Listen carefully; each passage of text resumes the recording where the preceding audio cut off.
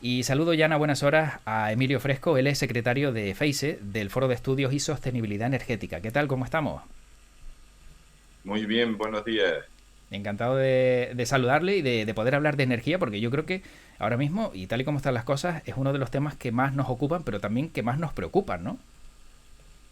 Evidentemente, no cabe duda que se ha puesto de moda el tema del cambio climático y ha colocado los temas energéticos en primera línea. Antes, sabiendo que eran importantes, solamente lo echábamos en falta cuando nos faltaba, pero ahora es evidente que es un tema de preocupación. ¿Con qué objetivo nace este foro? ¿Y cuándo es su fecha de nacimiento? Porque si no me equivoco es bastante reciente, ¿verdad?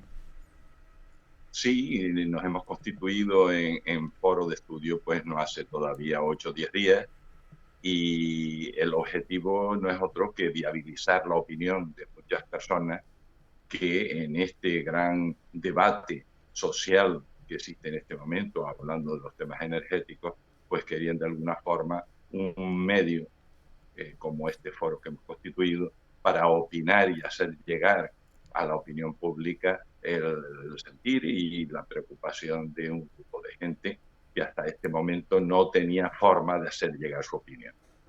Claro, entonces entiendo que es un foro bastante participativo, no solo a lo mejor pues de empresas o colectivos determinados, sino abierto también al ciudadano, ¿no? Para conocer sus inquietudes y encontrar una salida común a este problema que tenemos.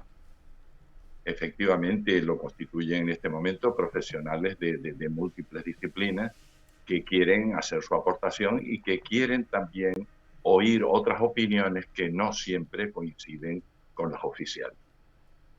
La creación de un foro como este, entre ustedes supongo que habrá generado pues muchísimas ganas de poder avanzar en los problemas que estamos teniendo en el siglo XXI, como decíamos antes, con la energía, ¿no? Amenazas por todos lados, cambio climático, una pandemia de la que hemos salido, Vladimir Putin por el otro lado. La energía al final tiene todos estos nexos entre unos temas y otros, ¿no? Y viene siendo afectada. Efectivamente, la preocupación en este momento, como todos sabemos, es mundial, no cabe duda Mm. que es global. Pero después todas esas características de la energía hay que concretarlas en el ámbito de Canarias, que además es un ámbito muy específico, por más que se repita, muchas veces no se termina de entender que somos un archipiélago, que somos 6 sistemas aislados, que tienen unas particularidades. Y la adaptación de todas esas preocupaciones tiene unas soluciones o unas propuestas que no siempre coinciden con las que se deben adoptar en los sistemas continentales. O sea que esas especificidades, ¿no?, que tenemos en Canarias todavía no se entienden en el exterior. Muchas veces no se entienden, pero es que muchas veces tampoco la entienden los mismos habitantes de Canarias, donde llegan a hacer comparaciones con un sistema continental que está muy mallado, que tiene unos problemas distintos a los que se puede presentar en Canarias. Uno de nuestros objetivos es hacer perfectamente comprensible que las circunstancias de Canarias son muy particulares y que necesitan soluciones particulares, sobre todo en lo que se refiere a la seguridad del suministro, de tal manera que cualquier solución tiene que contemplar que somos unos sistemas eléctricos muy débiles, muy delicados y que cualquier cambio implica unos efectos que no siempre son deseables.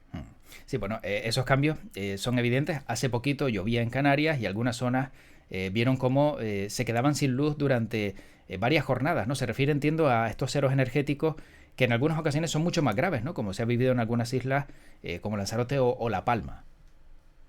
¿No? Efectivamente, un cero eléctrico es la mayor avería que se puede presentar en un sistema aislado. No cabe duda, el último que conocimos fue hace aproximadamente 2 años y no cabe duda que fue un problema de tipo técnico. Uh -huh. No fue de otra naturaleza, sino un error que, como hemos visto después cómo se ha solucionado, pues han salido sancionados las empresas implicadas.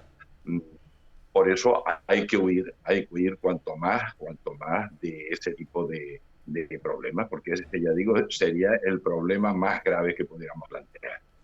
Y a Y día en de, ese sentido hay fórmulas. claro, y a día de Sí, hoy, El problema se puede agravar, lo digo, porque si no se actualizan equipos, si seguimos viendo que los sistemas pues se van quedando atrasados y cada día hay más consumo energético, esto puede ser algo recurrente en el futuro.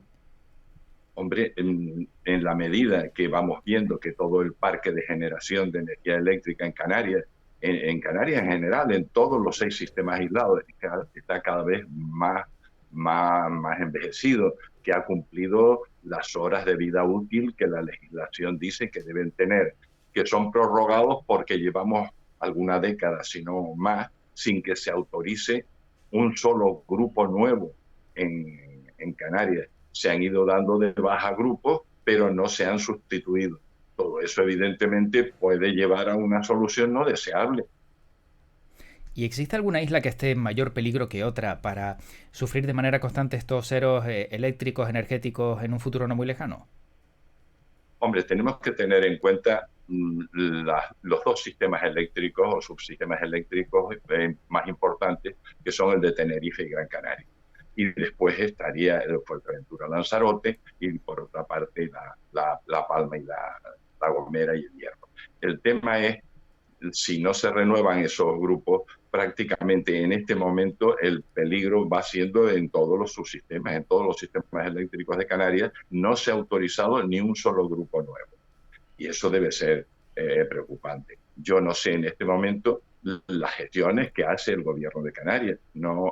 Tengamos en cuenta que el gobierno de Canarias o la propia Endesa, que es el titular de las centrales de generación, puede pedir la baja de grupo, pero es el operador del sistema, que es Red Eléctrica, el que al final, en base a la seguridad del sistema, da el visto bueno para que el ministerio lo dé de baja o no.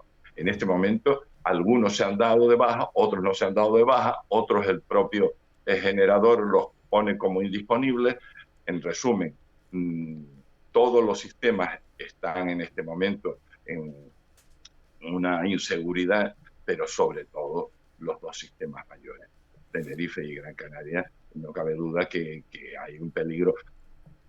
En alguno de ellos se ha avanzado más en las soluciones, como es por ejemplo Gran Canaria, donde posiblemente para el 2030 se podrá disponer del almacenamiento de Chira-Soria, que viene a aportar pues una cantidad de potencia de seguridad importante.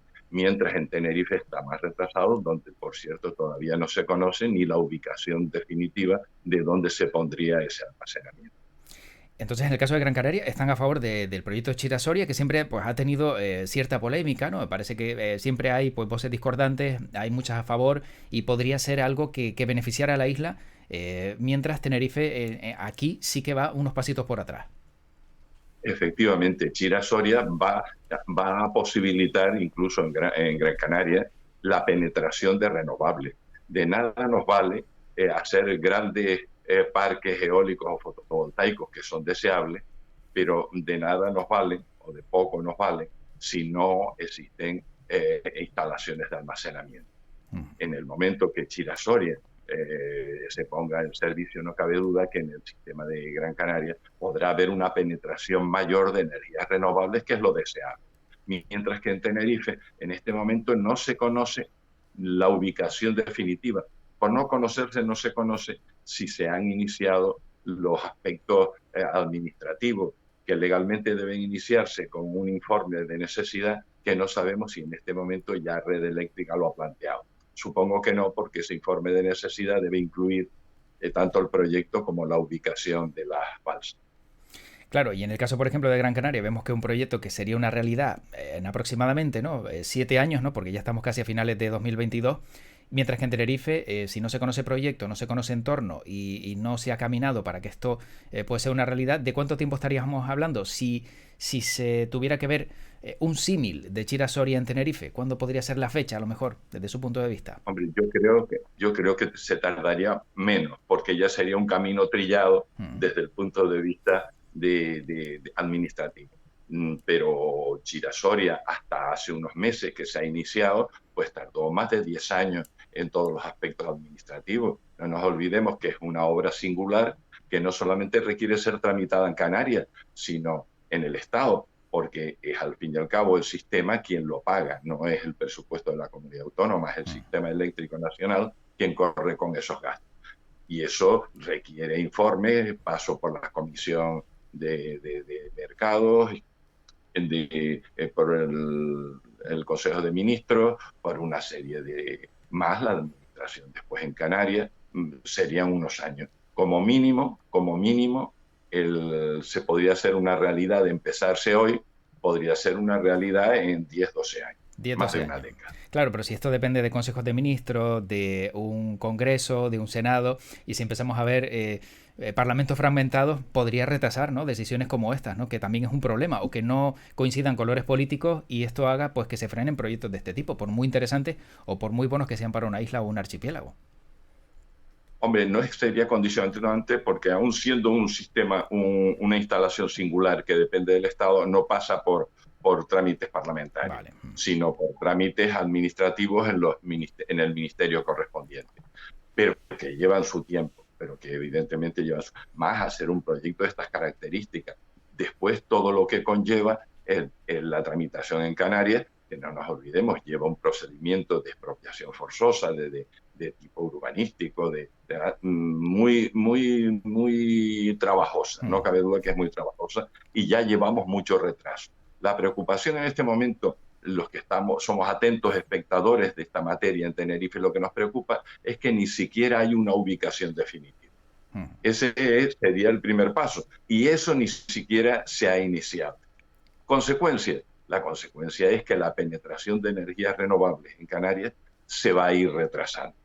Y eso muchas veces no es entendido en su plenitud por los máximos responsables, lanzándose a lo mejor a grandes fomentos de la implantación de renovables, que siempre son deseables, pero que sabemos de antemano que sin los almacenamientos, en cualquiera de sus versiones de almacenamiento, ya sea el bombeo, como se suele llamar, o bien baterías, pues en cualquiera de ellos son necesarios los almacenamientos para poder hacer posible la penetración de más renovables en Canarias y en Tenerife, que es lo deseable. Claro. Mi intención no es que buscar un desequilibrio, ¿no?, entre islas, pero sí es cierto, lo digo porque yo no sé si ha estado Emilio Fresco hace no mucho en Gran Canaria. Hay una gran cantidad de parques eólicos que van creciendo, ¿no?, por la zona sureste de la isla, y no solo eso, sino también pues no paramos de ver instalación de placas solares. ¿Está pasando lo mismo en Tenerife? ¿Creen que también van aquí descompensados o están yendo a la par? No, hombre, yo creo que habría que mirarlo y eso es una de esas informaciones a solicitar a la propia consejería. Yo creo que en Gran Canaria llevan un poco más avanzado todo ese tipo de instalaciones porque la perspectiva de poder penetrar energías renovables en la red parece más verosímil, parece más. Y evidentemente el inversor lo que va buscando es la rentabilidad de sus inversiones. En Tenerife, la ausencia de los almacenamientos y las limitaciones de penetración de las energías renovables, pues no cabe duda que puede retranquear un poco ese tipo de inversión. Pero la realidad es que, en realidad, y valga la redundancia, entre el sistema de Tenerife y Gran Canaria es muy desigual. Es muy desigual. No solamente por los bombeos, que también tienen consecuencias, sino por cualquier otra iniciativa que quisiera plantearse. Bueno, la idea es intentar ponerse, ¿no?, más o menos al mismo nivel, ir creciendo, y como bien decía también Emilio Fresco, pues que si va caminando ya por un lado, que el que va un poco más descompensado vea el camino que se ha seguido y que tarde menos en hacerlo, ¿no?, que también sería lo ideal. Lo que no cabe duda es que los retrasos tampoco nos pueden llevar a carreras alocadas, También. sino que deben hacerse de forma más tranquila. Es evidente que en Gran Canaria la penetración de renovables será una realidad en el 2030 y en Tenerife irá más retrasado. ¿Qué quiere decir eso? Que nosotros vamos a estar 15 o 20 años quemando gasoil en las centrales, mientras que en Gran Canaria se quemará menos. No digo que no se queme, se quemará menos en las centrales de origen térmico. Y es por lo que muchos pensamos hay una necesidad de introducir en el sistema en Canarias algún otro combustible que sea menos contaminante que el gasoil. No sé si ha visto en estos días, en el día de ayer creo que salía ese informe que refleja que el cambio climático ya amenaza a nuestra supervivencia y ya está dejando pues de manifiesto enfermedades que son mortales, nuestra salud mental se está viendo afectada también por estas temperaturas constantes y hay más muertes también por golpes de calor, ¿no? Todo esto lo encontramos quizá a lo mejor en que no hemos hecho lo que teníamos que haber hecho en materia energética y ahora a lo mejor es un poquito tarde para poderle poner remedio, aunque tengamos que acelerar el paso. Hombre, lo que no cabe duda es que es verdad, se llevan unas décadas donde ha habido una verdadera paralización. Me refiero siempre a Canarias, para no salirnos del ámbito que hablamos. Se ha retrasado mucho, pero eso no implica hacer carreras alocadas que puedan poner en peligro sistemático. Por eso hay que ir, no cabe duda, a un periodo de transición donde es el mayor debate que existe en este momento en Canarias. Se puede pasar de la situación actual, que es de una penetración del 17% de las renovables en Canarias anualmente, se puede pasar al 100% en un límite temporal del 2040, como dice el actual gobierno de Canarias. Hombre, yo creo que la utopía no hay que perderla de vista, pero que políticamente los responsables deben ser realistas en cuanto a los objetivos a plantearse. Y en ese sentido es más realista los objetivos que plantea la Unión Europea o los planes nacionales del 2050. Claro, y ustedes están de acuerdo con esa política energética, si no me equivoco, propuesta por la Unión Europea, que marca que en el año 2050 pues haya un objetivo bastante elevado de descarbonización. Pero, ¿cómo conseguimos ese objetivo cuando tenemos, como decíamos antes, pandemia, guerras como la de Ucrania, inestabilidad económica? ¿Cómo se consigue un objetivo como ese con todos los malos momentos que estamos viviendo? No cabe duda que es un hándicap y que se plantea muchas veces o bien la necesidad de acelerar o la necesidad de parar. No cabe duda que, por ejemplo, el gas natural, que tenía unos objetivos en todo el Estado y a nivel europeo de ir disminuyéndolo con la cada vez más penetración de renovables, se encuentra en un hándicap con la situación mundial. Y otros que piensan que lo que hay es que acelerar. Pero la aceleración no puede hacerse basándose en tecnologías inmaduras que pudieran poner en peligro sistemas. Hay que hacerlo con una seguridad siempre hacia adelante, siempre caminando hacia la descarbonización, pero a lo mejor en unas etapas más prudentes. Claro. Sin abandonar No el vayamos objetivo, claro, sin abandonar el objetivo, pero aunque sea un paso un poco más lento, si no queda otra opción. exactamente porque a lo mejor corriendo mucho creamos más problemas que los que se pretenden solucionar. Y desde ese punto de vista, lo mismo sucede en Canarias. Si la penetración en Canarias está entre el 17 y el 18, 19% de energía renovable.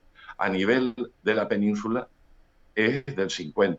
No cabe duda que es un sistema muy mallado y un sistema que recibe pues las inercias y los sincronismos de 1000 centrales de los alrededores, incluso de las europeas, mientras que nosotros somos un sistema aislado que necesita valerse por sí mismo. Es decir, si en Europa, en España, en la península, teniendo una penetración de casi el 50% de renovables, se plantean la descarbonización plena prácticamente para el 2050, nosotros que partimos de un 17, es decir, de una situación bastante peor, no podemos pretender llegar a lo mismo en el 2040, es decir, 10 años antes. Claro. Yo no digo que la utopía haya que perderla de vista, hay que siempre perseguirla, pero evidentemente hay que ser realistas y no meternos en situaciones que puedan ser peligrosas o poco aconsejables. Hemos hablado de gobiernos, hemos hablado de iniciativas a nivel europeo, pero ¿qué puede hacer el ciudadano para lograr esos objetivos, como decimos, aunque algunos puedan resultar utópicos y que realmente pues podamos tener un mundo mejor, teniendo en cuenta todo lo que estamos viviendo y sufriendo? Hombre, es tomar conciencia de la importancia de la energía en el mundo moderno. Muchas veces, como decía antes, no la echamos en falta sino cuando no la tenemos. Es lo mismo que cuando uno llega a un hotel y lo que se fija son los grandes salones, las grandes lámparas, la luminosidad, y no se da cuenta que detrás de eso está, por así decirlo, las tripas que hacen posible todo eso. Pues el sistema energético es igual.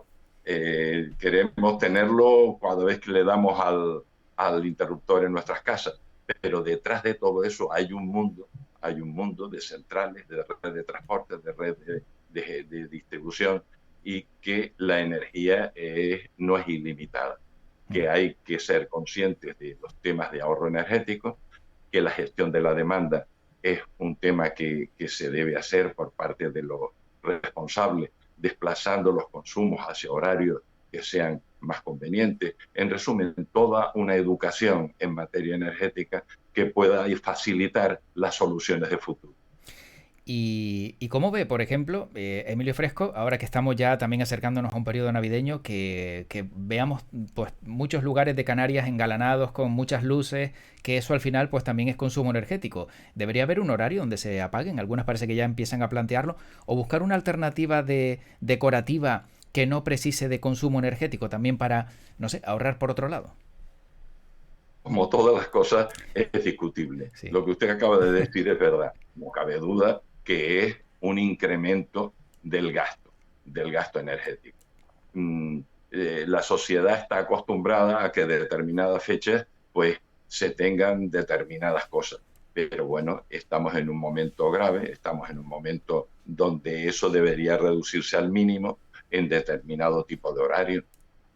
No tienen por qué estar después de las 10 de la noche, por ejemplo, Claro. por ejemplo, después de las 10 de la noche, todo ese alumbrado pues será para los murciélagos, porque las personas normales están en sus casas. Claro. Entonces, es por ahí la educación y la concienciación de que la energía es importante y que todos tenemos que ahorrarla, es esa, precisamente tomando medidas de ese tipo, desplazando de determinados hábitos y costumbres particulares hacia horarios donde la energía pueda ser más asequible, tanto económicamente como medioambientalmente. En resumen, la educación es importante.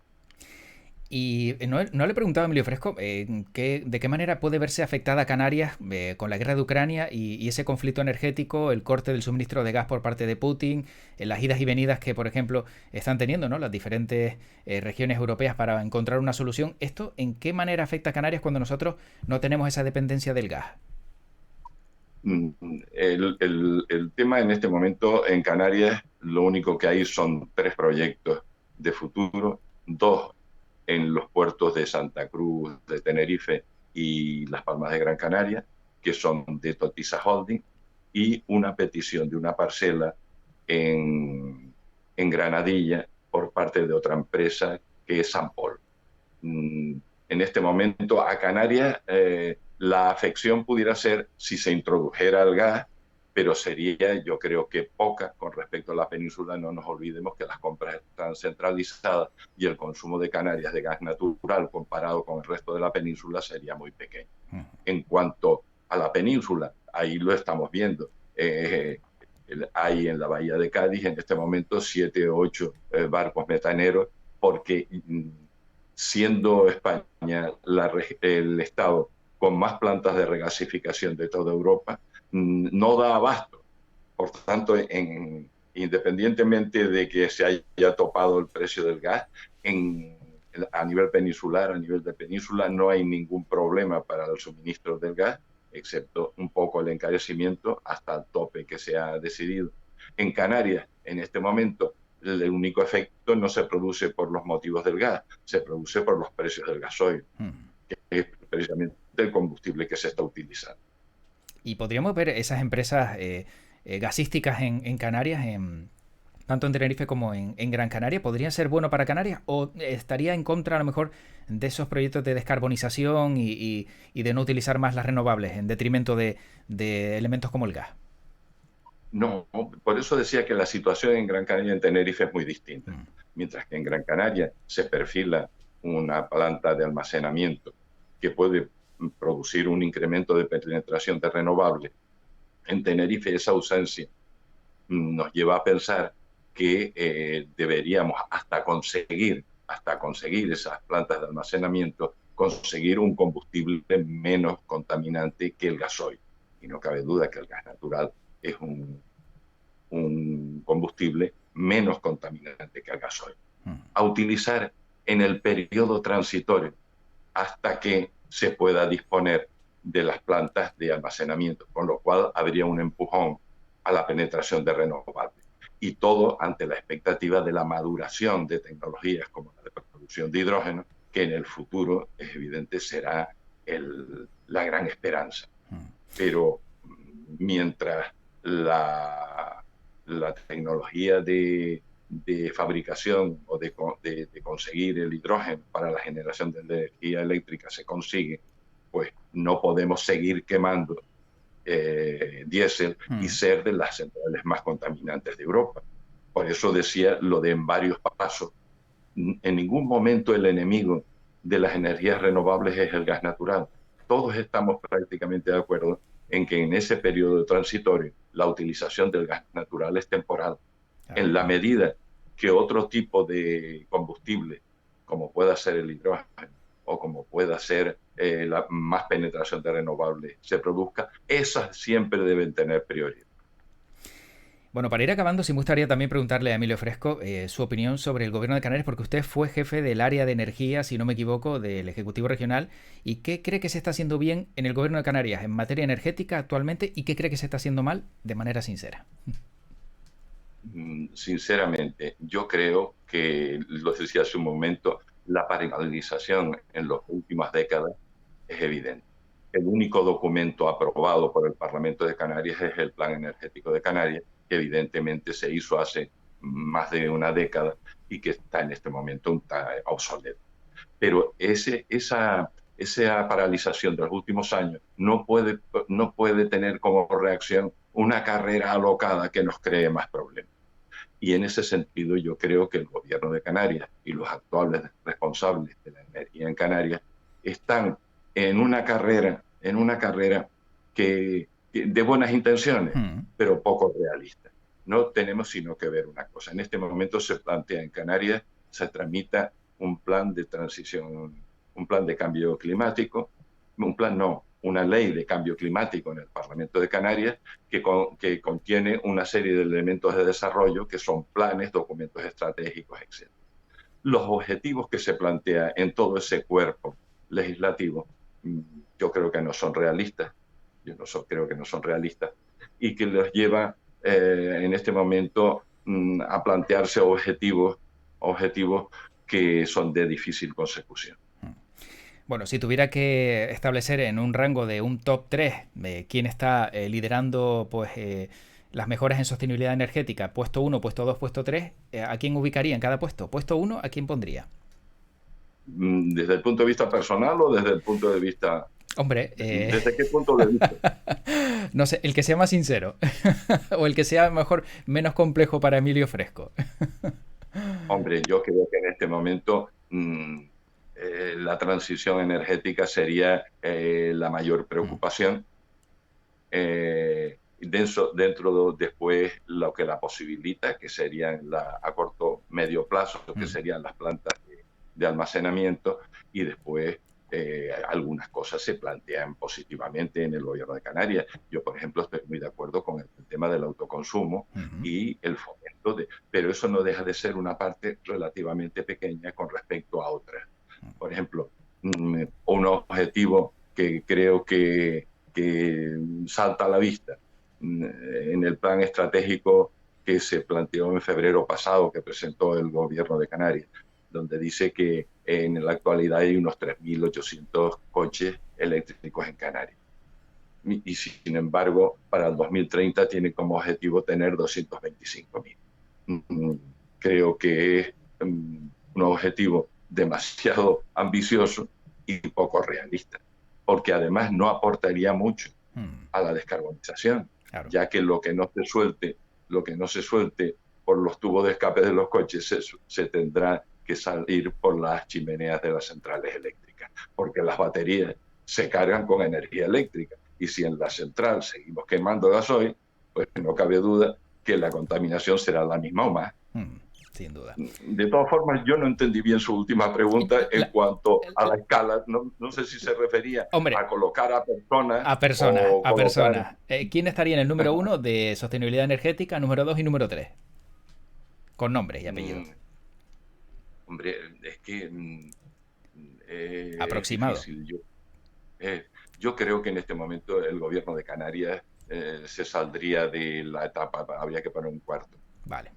Y, y después, es que después el Estado lo ha hecho relativamente mejor, el gobierno del Estado lo ha hecho relativamente mejor, sobre todo con el último decreto de ayuda a Ucrania.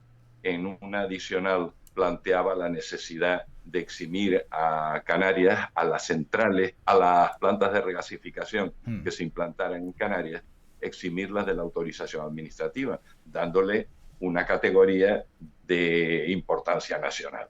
Y Vale. desde ese punto de vista puede facilitarse los proyectos que las autoridades portuarias tienen planteados. La autoridad portuaria en este momento yo creo que ocuparía, sin ir tampoco mucho más allá, el número uno. El número uno, la autoridad portuaria. Por la penetración que desde el punto de vista energético está haciendo, facilitando los proyectos de Totisa en ambos puertos, sobre todo visto para el suministro de gas natural licuado a buques, y también a San Paul, el proyecto de San Paul, que es como una central que de alguna manera rompería el monopolio de Endesa en Canarias. Vale. Bueno, explicado queda, explicado queda. Para ir acabando, me gustaría, y ya saliéndonos un poco de temas así, a lo mejor un poco más densos, este fin de semana se cambia la hora y siempre hemos oído que estos cambios de hora pues producen ahorros energéticos. ¿Qué hay de cierto en este cambio de hora que llega? Hombre, siempre se ha dicho y a todos nos cuesta entenderlo. Sí. El tema es cómo me levanto antes y cómo me acuesto antes. De tal manera que la luz solar ahorre la utilización de luz eléctrica. Yo no sé hasta qué punto eso es, hombre, real sí es. Lo que pasa es que no sabría en este momento cuantificarlo. De todas formas, ya es un problema obsoleto porque sabemos que a partir de ahora es la última vez que se cambia el horario y que, como en toda Europa, ya el horario será fijo. Veremos, a ver, porque es que todo esto es tan cambiante que yo espero que eso al final, esa decisión que se tomó en su momento, se lleve a cabo, porque se han retrasado tanto también con esta decisión que hasta dudo cuál va a ser el horario que impongan. No sé si este sería el último o ya tendríamos horario de verano, porque también en Canarias el que oscurezca un poquito antes no beneficia, ¿no?, al sector comercial. Evidente. Es que esto es como Claro. un puzzle donde cualquier ficha que muevas afecta a las demás. Entonces, de lo que se trata siempre es ponderar si el movimiento o arreglar un problema me beneficia más que no tomar la decisión. Claro. Por eso la prudencia en esta materia es muy recomendable. Sin duda. Bueno, y ya la última pregunta. ¿Por qué son tan complejas de entender las facturas de energía que consumimos a través de la luz? ¿Las entienden o las entiende Emilio Fresco? Las entiendo ya por deformación profesional. Claro. Y lo que no cabe duda es que es un mundo muy complejo donde se tienen en cuenta muchos factores. Ya no es tan sencillo como decía antes, el término de potencia, el término de energía. Ahora hay muchos más términos y dentro de cada uno de ellos se engloban multitud de gastos, multitud de costos, multitud de cosas, incluidas las tasas y los impuestos que conllevan. No cabe duda que una labor de pormenorizar todo eso y de educar al consumidor por parte de los comercializadores sería deseable, pero no cabe duda que es muy complejo. Es realmente complejo. Bueno, había que intentarlo también, ¿no? A ver si se podía simplificar un poco esa información, porque a todos nos cuesta siempre cuando vemos que cambia la factura y no entendemos los motivos, pero bueno, como siempre yo digo, la factura de la luz es esa gran desconocida, ¿no? O sea, que la tenemos ahí y poco más sabemos de ella. Bueno, pues tengo que dar las gracias a Emilio Fresco, secretario de FEISE, de el Foro de Estudios y Sostenibilidad Energética, que nos haya dado todo ese argumento para conocer un poco más cómo podemos mejorar este mundo, y les deseamos muchísima suerte en el foro. A ustedes muchas gracias por darme la oportunidad de hablar con ustedes. Gracias, hasta la próxima. Un fuerte abrazo. Chao. Hasta luego, igualmente.